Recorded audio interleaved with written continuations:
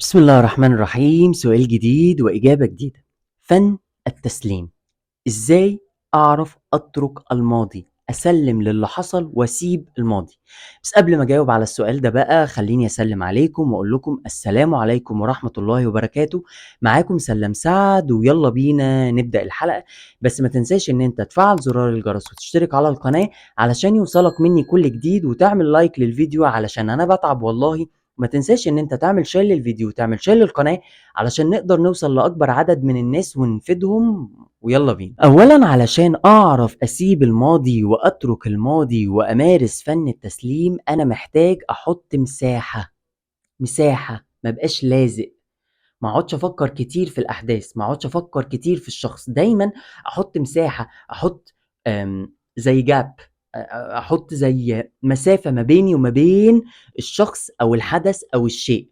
سواء لو انا بفكر في حد ما افكرش فيه، لو ان انا قاعد في مكان عايز ابعد عنه فحاول ان انا اسحب نفسي منه. يعني من الاخر كده اسحب نفسك من الحاجة اللي انت عايز تتخلى عنها. محتاج ان انت تركز على نجاحك، ومحتاج تركز على ان انت تطور من نفسك. بمعنى ان انت لو كنت في علاقة وخرجت منها خلاص، انت حاول ان انت تروح تطور من نفسك، تروح تطور من حياتك، تروح تخلي نفسك اكثر نضج، تروح ترفع نفسك، ترفع حياتك، يعني ترفع مستوى حياتك.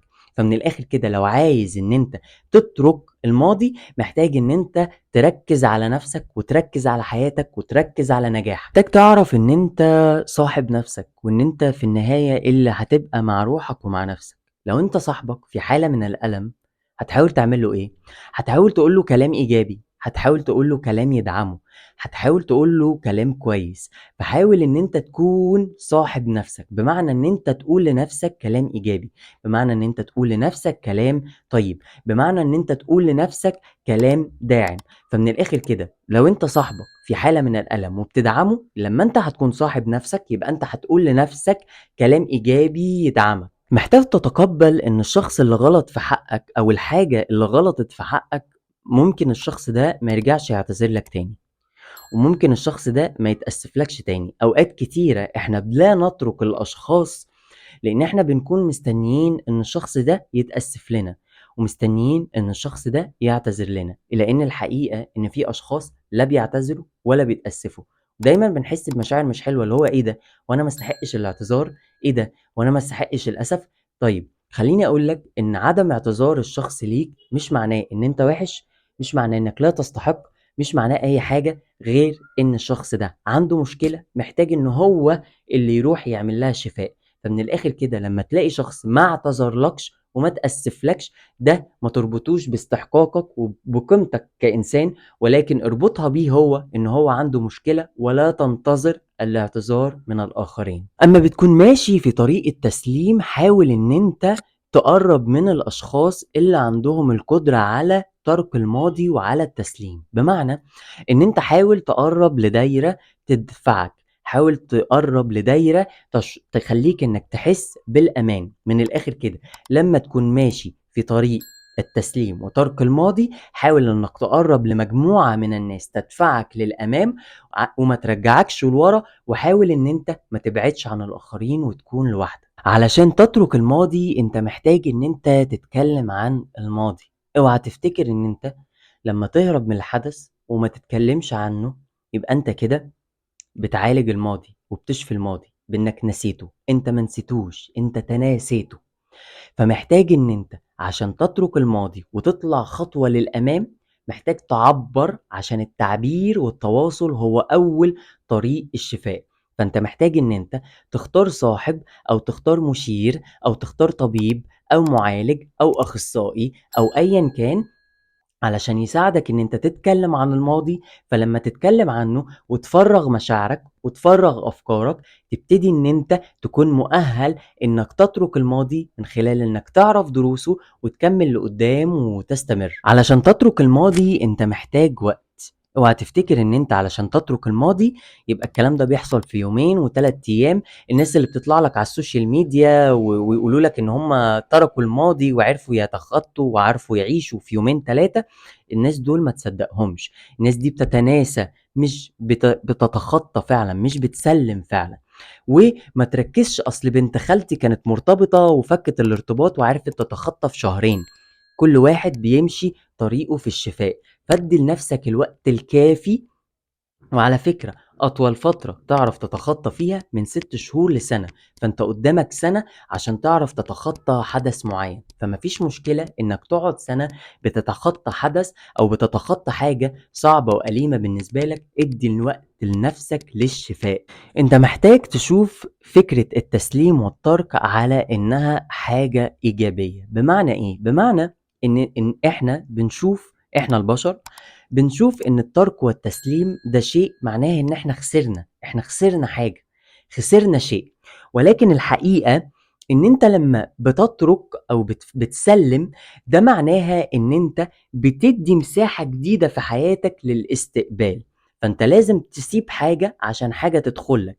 كأن مثلا لما يكون عندك الدولاب زحمة ومليان، فلو هو زحمة ومليان مش هتعرف تحط فيه حاجة جديدة. فالفكرة انك بتخرج منه حاجات عشان تعرف تدخل فيه حاجات.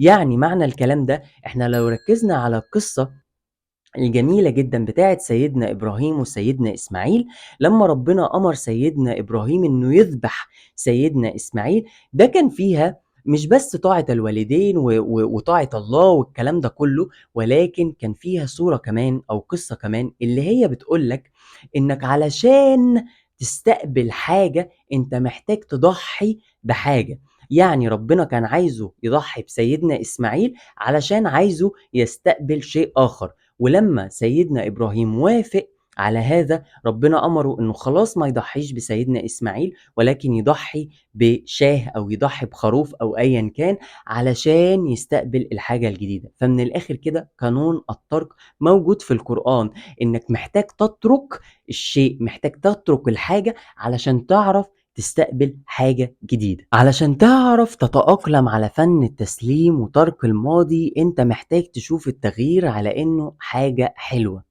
ما تشوفش التغيير على انه مجهول وخوف، ما تشوفش التغيير على انه مستقبل وخوف.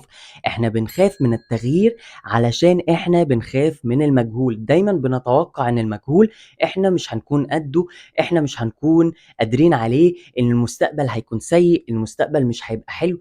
لكن انت محتاج تغير فكرتك عن التغيير، بمعنى انك محتاج تشوف التغيير على انه حاجة حلوة، محتاج تشوف التغيير على انه فرصة جديدة للنمو، فرصة جديدة ان انا اوصل لاهدافي، فرصة جديدة ان انا احقق احلامي.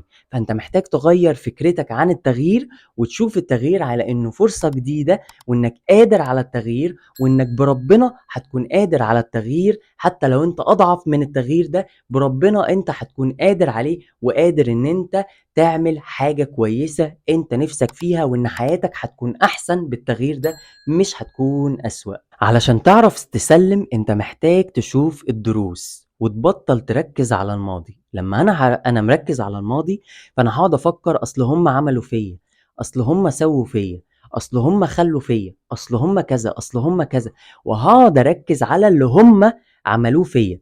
لكن علشان تتقن فن التسليم، انت محتاج ان انت تبطل تركيز على الماضي وتشوف الدروس.